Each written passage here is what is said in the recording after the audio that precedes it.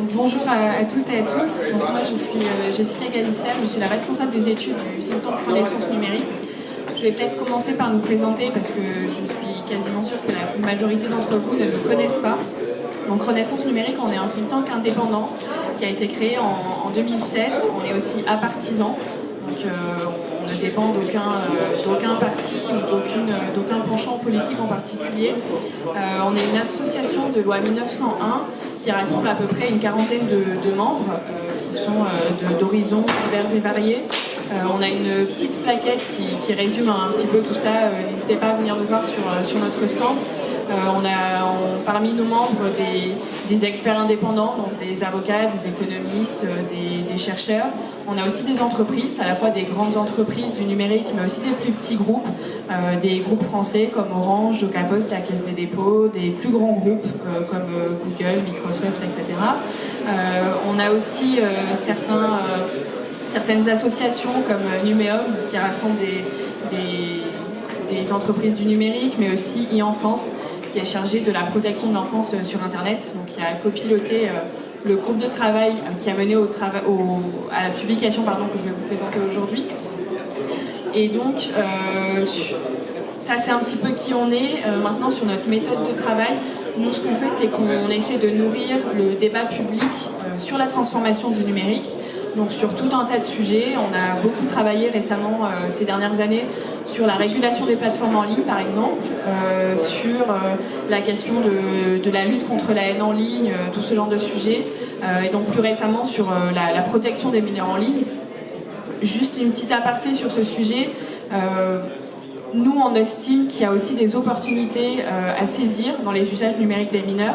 Donc on ne met pas uniquement l'accent sur les risques dans nos productions, mais aussi sur les opportunités que le numérique peut représenter pour les mineurs. Donc ça, c'est juste pour notre approche un peu globale.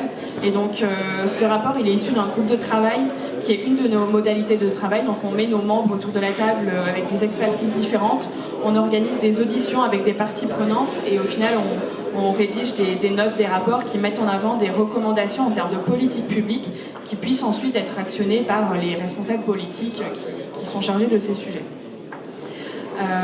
Donc comme je le disais, on produit ces différentes réflexions en mettant des gens autour de la table qui ne sont pas forcément d'accord entre eux, qui ne se parlent pas forcément souvent. Et on essaie d'avoir un débat qui soit le plus constructif, libre et inclusif possible. Donc ça, c'est un peu notre méthode. Et comme je le disais, on produit des notes et des rapports, des productions écrites, mais on organise aussi plusieurs cycles d'événements qui sont certains réservés à nos adhérents, notamment avec des personnalités institutionnelles, notamment des élus, des sénateurs, des présidents d'autorités de régulation, etc., mais aussi des événements qui présentent nos différentes publications qui sont ouverts au public parfois. Et aussi, on a un cycle d'événements qui s'appelle ASDN, aux sources du numérique, durant lequel des auteurs d'ouvrages récents sur le numérique viennent présenter leur ouvrage et on en débat avec eux. Donc voilà, on a plusieurs modalités de travail qui sont parfois ouvertes vers l'extérieur et parfois réservées à nos adhérents. Et donc n'importe qui a une expertise dans le domaine du numérique peut adhérer à Renaissance numérique. On a une structure d'adhésion qui dépend de la nature de chaque adhérent, avec des adhésions annuelles qui sont notre source de financement, qui vont de 60 à 20 000 euros. Vous pouvez trouver ces informations sur notre site. Et donc voilà, juste pour planter un petit peu le décor, donc sur les travaux sur lesquels on a travaillé récemment, je vous disais, il y a ce travail sur le contrôle de l'âge en ligne. On a aussi produit un travail qui s'appelle Via Digitalis 2032. On en a aussi des exemplaires sur notre stand. Là, c'est un travail plus de prospective où on s'est projeté à l'horizon 2032 et on s'est posé la question d'analyser plusieurs changements à l'œuvre du point de vue du numérique, notamment l'inflation législative en matière de numérique, l'augmentation des fractures numériques, voilà, plusieurs facteurs de changement. Et on s'est posé la question de quel va être l'impact de ces facteurs d'ici 10 ans en fonction des décisions de politique publique qu'on prend. Et ce travail, il avait vocation à faire prendre conscience aux responsables politiques que les choix qu'on fait aujourd'hui en termes de politique publique du numérique, ils ont un impact. Et donc pour essayer de montrer quel impact ces choix peuvent avoir, on a fabriqué 4 scénarios qui correspondent à différentes visions de vers où on peut aller en fonction des choix politiques qu'on fait en matière de numérique. Comme je vous le disais, on a travaillé sur les usages numériques des mineurs aussi, et donc c'est sur ce sujet que je voulais passer un petit peu de temps aujourd'hui. Donc notre rapport qui s'appelle « Contrôle de l'âge en ligne pour une approche proportionnée européenne », il a été publié en fin 2022. Donc déjà il y a un petit moment, mais au final les choses n'ont très peu avancé depuis. C'est une production qui est issue d'un groupe de travail qui a rassemblé à peu près une douzaine de nos adhérents, à la fois des entreprises, des chercheurs indépendants, des associations comme e-Enfance, comme je vous le disais tout à l'heure. Et donc c'est un groupe de travail qui s'est réuni pendant à peu près un an, qui a mené une série d'auditions auprès de 20 parties prenantes clés de l'écosystème numérique. Et donc, comme je le disais, on souligne à la fois les opportunités et les risques que représente le numérique pour le mineur dans ce rapport, mais voilà, on ne peut pas nier l'existence de certains risques qui ont été exacerbés ces dernières années, notamment il y a eu un effet Covid. Donc on peut citer par exemple les cas de cyberharcèlement, les addictions, les incitations à des comportements parfois dangereux par certaines trends sur les réseaux sociaux par exemple. Donc voilà, on ne peut pas nier ces cas qui existent. Et notre travail en fait est parti d'un constat qui est que si on veut protéger les mineurs en ligne, il faut déjà pouvoir les repérer et savoir qu'on a affaire à des mineurs. Donc il faut pouvoir distinguer les utilisateurs, les internautes majeurs des mineurs. Et donc ça impose d'une façon ou d'une autre une vérification, un contrôle de l'âge. Et donc en France et en Europe, il existe déjà des dispositions légales qui imposent de vérifier l'âge des internautes pour accéder à certains services et contenus. Je pense notamment au contenu à caractère pornographique, et c'est sur ça surtout que je vais insister aujourd'hui, mais aussi on peut penser à la vente d'alcool en ligne, aux paris sportifs, etc., où là on a vraiment des régulations assez strictes qui sont en place et qui sont respectées pour le coup la plupart du temps. Pour ce qui est du cas que je voulais aborder aujourd'hui, qui se concentre sur l'accès aux sites pornographiques, alors c'est juste un des cas et c'est juste qu'on n'a pas le temps en 30 minutes de développer tout ce qu'on a développé dans notre étude, mais c'est quand même celui qui occupe le plus le débat public en ce moment.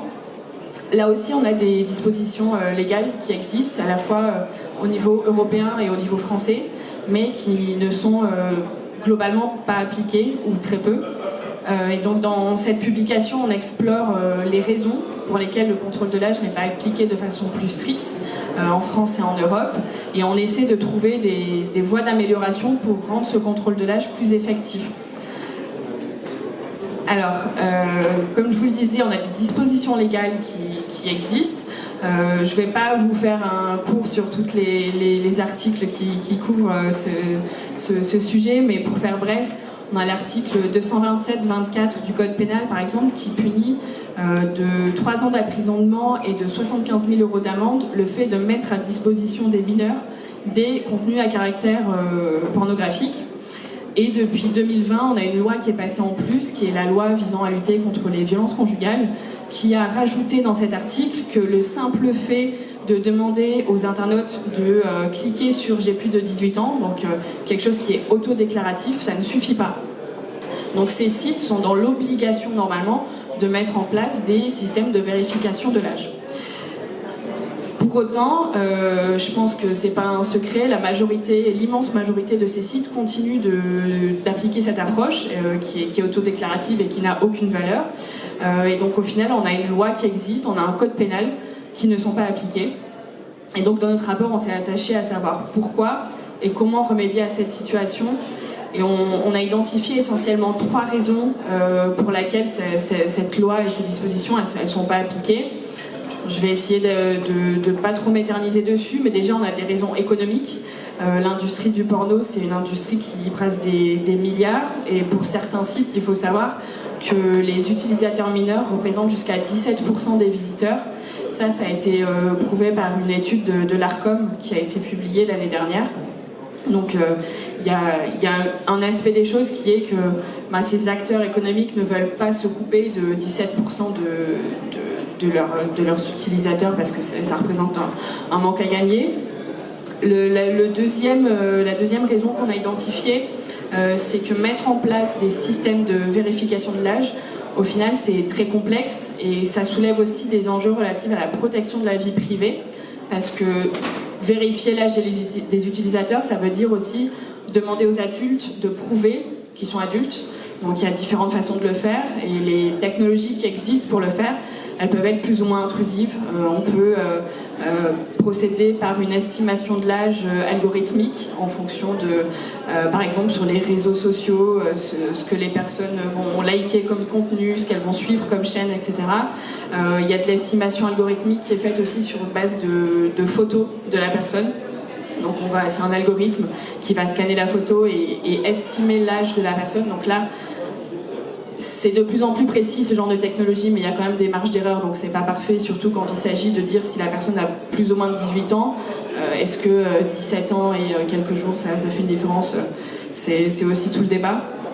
Et la troisième raison, qui est quand même à prendre avec des pincettes parce que ça peut être aussi utilisé comme une excuse à l'inaction, c'est le fait que le cadre légal ne soit pas homogène au niveau européen déjà et au niveau international.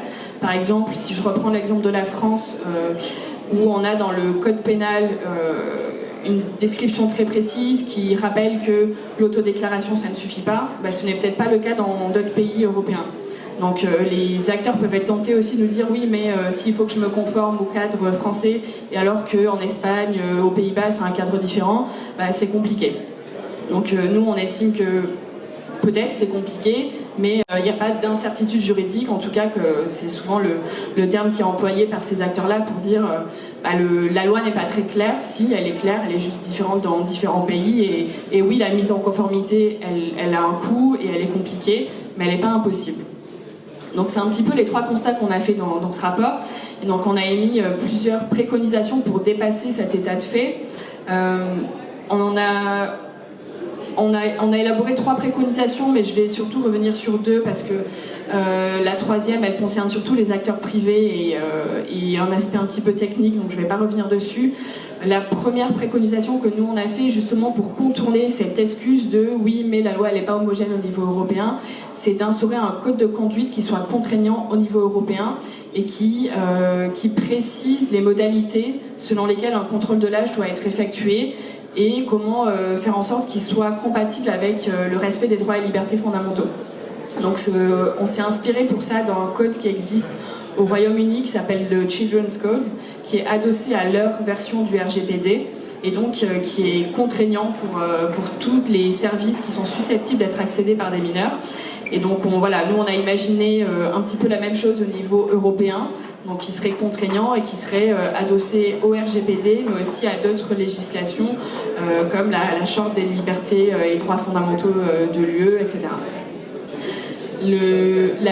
La deuxième préconisation, c'est d'imposer un contrôle strict de l'âge à partir où il y a du moment où des dispositions légales entraînent une restriction de l'accès. Il y a peut-être des contenus où c'est pas très bénéfique aux mineurs s'ils accèdent, mais il n'y a pas une interdiction légale qui fait qu'ils ne doivent pas y accéder.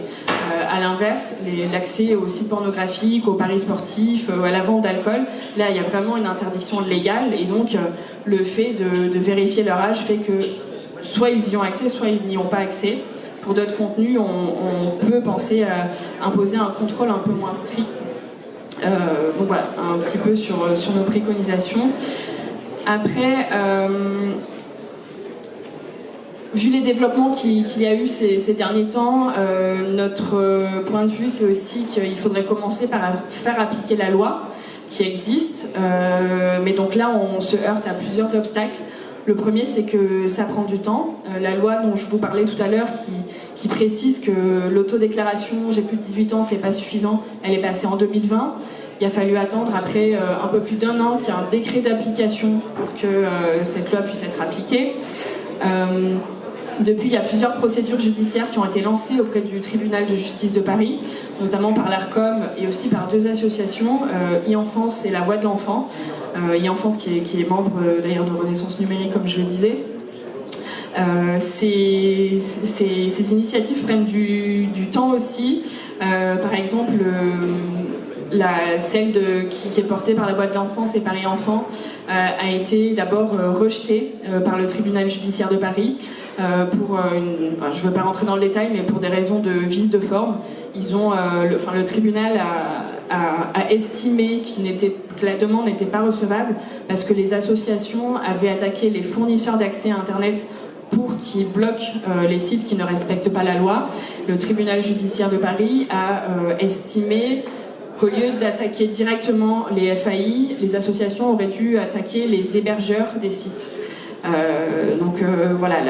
Le fond de l'affaire n'a pas été évalué.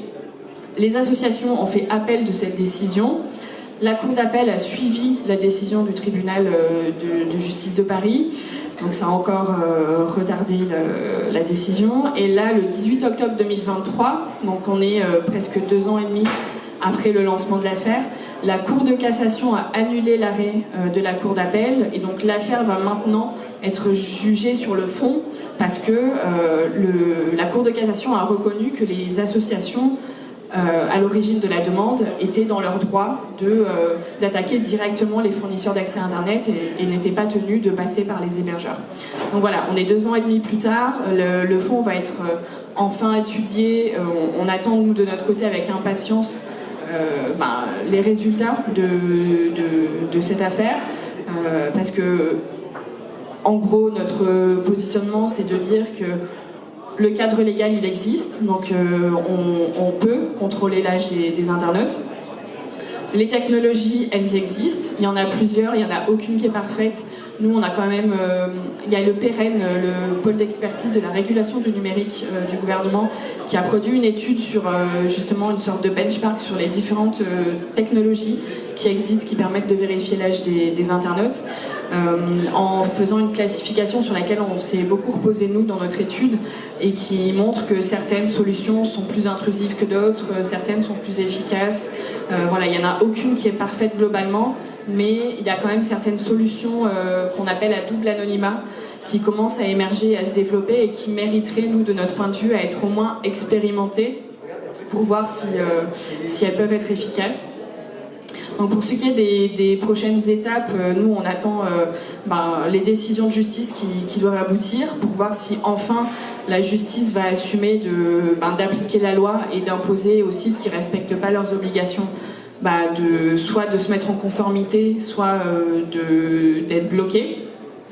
Il y a quand même des raisons d'être un petit peu optimiste. On a échangé, nous, au niveau de Renaissance Numérique, avec des fournisseurs de solutions de vérification de l'âge. Ils ont commencé à signer des contrats avec certains sites qui proposent des contenus à caractère pornographique. Donc ces sites-là semblent commencer à se préparer à une mise en conformité. Donc c'est quand même un signal positif. Après, des sites, il y en a des millions. Donc la question aussi, c'est de comment faire en sorte qu'ils soient tous logés à la même enseigne, et est-ce qu'en attaquer 5, c'est symbolique, et c'est les plus grands de toute façon, ceux qui ont le plus grand trafic, donc c'est déjà un début, mais il y aura peut-être aussi une question d'échelle et comment on peut contrôler vraiment l'application de la loi au niveau international. Mais voilà, les choses bougent en tout cas, et je pense que les mois à venir seront déterminants. Et juste une précision, et je vais m'arrêter là ensuite pour répondre à des questions si jamais vous en avez. J'ai beaucoup insisté aujourd'hui sur les aspects juridiques, sur la responsabilité de la justice, sur les dispositions légales, etc. Bien entendu, la chaîne de responsabilité, elle est beaucoup plus large. Il y a aussi la responsabilité des parents qui a questionné, et de la communauté éducative dans son ensemble. Ça rejoint un débat qui est beaucoup plus large sur l'exposition aux écrans, sur l'accès aux terminaux des mineurs, quand donner une tablette, un portable à un enfant, etc. Donc c'est un sujet de société beaucoup plus large que celui que je viens d'exposer aujourd'hui. Mais voilà, c'est en tout cas celui que nous on a exploré dans notre étude, sachant que notre groupe de travail qui s'est penché sur ce sujet a un objet beaucoup plus large qui s'intéresse à la... En fait, on n'aime pas trop parler, nous, de notre côté, de protection des mineurs en ligne, parce qu'il ne s'agit pas tout le temps et seulement que de les protéger. C'est aussi leur permettre d'exercer leurs droits, parce que par des usages numériques, ils peuvent exercer leur liberté d'expression, liberté d'information.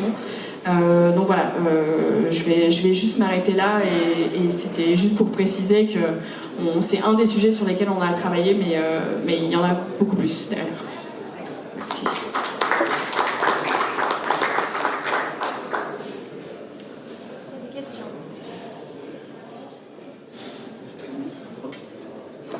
Oui, merci beaucoup, c'est très intéressant. J'avais discuté avec une boîte de production bien connue de ces sites-là, qui explique qu'ils étaient plutôt pour, parce qu'ils y voyaient une façon d'enlever plutôt les nouveaux entrants, et puis pas mal de gens qui n'ont pas pignon sur rue, et qui d'ailleurs payent souvent pas leurs impôts en France, etc. Donc en fait, ils sont plutôt pour une solution d'augmentation.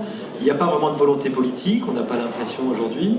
Et alors c'est vrai que l'impression aussi, c'est que c'est quand même un problème éducatif, d'encadrement aux écrans, qui est d'ailleurs plus large sur l'ensemble des contenus très violents, ou l'ensemble des contenus qui sont inadaptés, ou d'ailleurs plus largement au temps passé sur les écrans, sans doute peut-être moins grave, mais enfin qui peut avoir des effets à long terme. Finalement, c'est de l'éducation des parents, peut-être des logiciels ad hoc qui vont être plus filtrants, plus efficaces, plus faciles à mettre en ligne et en mettre en place quand vous n'êtes pas un parent spécialement geek. Est-ce qu'il n'y a pas une part importante, même si évidemment la réglementation, le fait que ça soit progressé, enfin, pareil, c'est une très bonne idée. Hein. C'est vrai qu'il y a aussi la question du contrôle parental qui entre dans ce débat. Alors nous, ce qui ressort de nos analyses, c'est que tout un tas d'outils existent déjà. Il y a des outils de contrôle parental qui existent, qui sont juste peut-être pas assez connus et pas assez utilisés. Il y a aussi tout un tas de guides, de bonnes pratiques qui sont faits pour les parents, pour les enfants eux-mêmes aussi, par tout fournisseur de services numériques à son guide. On dit souvent il manque de ressources, etc. Nous, on a observé qu'au contraire, il y en a énormément. Et il y a une initiative qui a été lancée d'ailleurs ces dernières années, le site jeprotègemonenfant.fr, je crois, qui rassemble justement tous les contenus un peu pédagogiques sur ces enjeux. Parce qu'en effet, il faut déjà se rendre compte du phénomène de société que ça représente. Au niveau de l'accès aux sites pornographiques, par exemple, l'étude de l'ARCOM que je citais, qui est parue l'année dernière, montre que la moitié des garçons et un tiers des filles entre 12 et 14 ans vont au moins une fois par mois sur des sites pornographiques. Donc ça, déjà, est-ce qu'on est sûr que les parents sont conscients de ce phénomène? Peut-être pas. Et il y a aussi la question de montrer l'exemple. Vous parliez du temps d'écran, des phénomènes d'addiction et voilà, tout ce qui rejoint ces questions-là. Les parents sont aussi des exemples, donc oui, la responsabilité est totalement partagée. Il y a une prise de conscience qui peut-être est en train d'émerger. Je sais qu'il y a de plus en plus de spots aussi publicitaires, grand public, qui sont faits notamment par l'ARCOM. Donc je pense que les consciences commencent à s'éveiller, mais c'est assez récent au final. Et oui, il y a peut-être aussi des choses qui peuvent être faites dans les écoles, dans différents domaines, mais c'est sûr que c'est pas l'État qui va tout régler, et même les outils de contrôle parental, enfin voilà, il y a des aspects aussi négatifs où c'est plus de l'accompagnement et de l'éducation qu'il faut avoir, je pense, derrière, plutôt qu'un côté sanction, flicage qu'on peut avoir via ces outils, où parfois des parents peuvent être tentés de les installer sans le dire aux enfants, alors que peut-être la bonne solution c'est ne pas mettre un téléphone portable entre les mains d'un enfant sans lui avoir expliqué à quel contenu il peut être confronté, etc. Donc oui, la responsabilité des parents est non négligeable.